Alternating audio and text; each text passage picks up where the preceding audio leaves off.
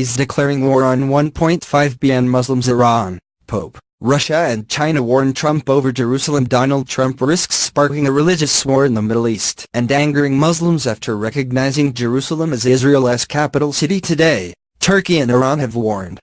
Turkish Prime Minister Binali Yildirim warned the move could spark a holy war and make the region's problems unsolvable, saying it was vital for global peace that President Trump change his mind. While President Recep Tayyip Erdogan said through a spokesman that the U.S. was plunging the region and the world into a fire with no end in sight. They're among a host of leaders furious at Mr. Trump's recognition of Jerusalem, rather than Tel Aviv, as the Israeli capital in a speech in Washington later today. Even the Pope has criticized the move, issuing an unusually strong plea to respect the status quo and UN resolutions on the subject. Pope Francis said, "I cannot keep quiet about my deep worry about the situation that has been created in the last few days." He also urged Mr. Trump not to make the declaration about Jerusalem, as it was vital to recognize the rights of all people in the Holy Land to continue dialogue. Pope Francis said he hoped wisdom and prudence prevail, in order to avoid adding new elements of tension to a global panorama that is already convulsed and marked by so many cruel conflicts.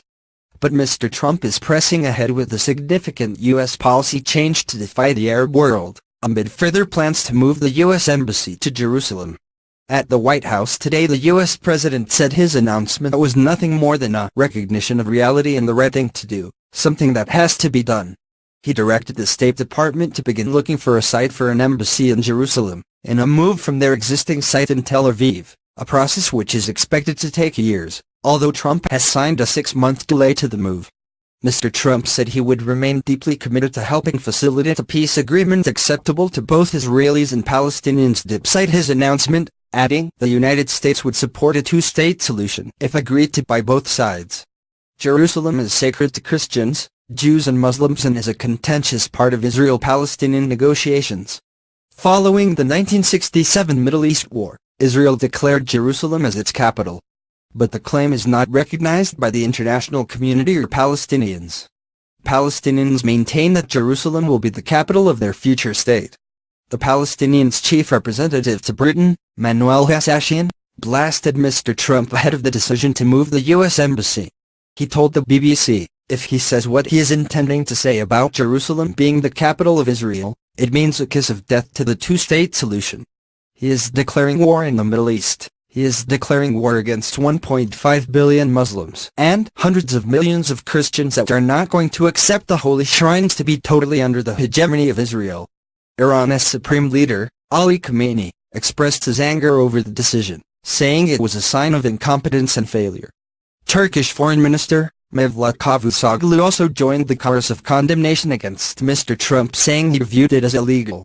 He told CNBC, "Israel is trying to normalize relations with other Muslim countries, so it will not serve Israel well. I hope there will be no such decision by President Trump. This can go as far as severing Turkey's ties with Israel. I am warning the United States not to take such a step which will deepen the problems in the region. We have to warn the United States that such a decision will be against the UN resolutions and international law and international agreements."